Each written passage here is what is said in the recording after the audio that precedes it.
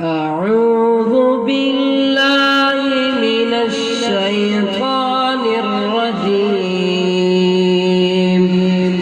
بسم الله الرحمن الرحيم.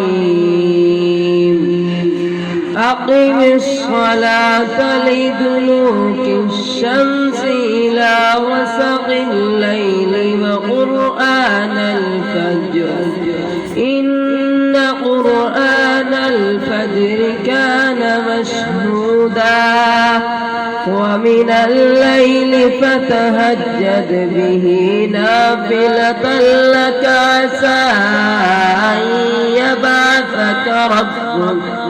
يبعثك ربك مقاما محمودا فقل رب أدخلني مدخل صدق وأخرجني مخرج صدق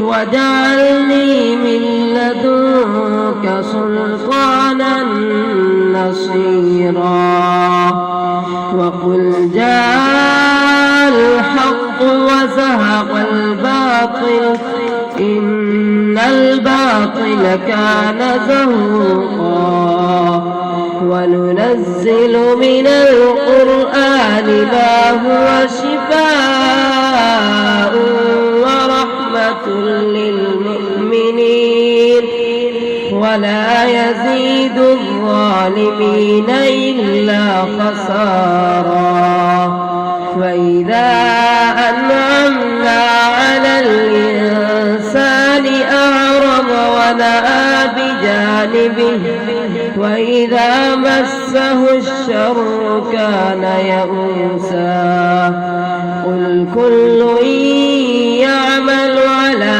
شاكلته فربكم أعلم بمن هو أهدى سبيلا صدق الله العظيم.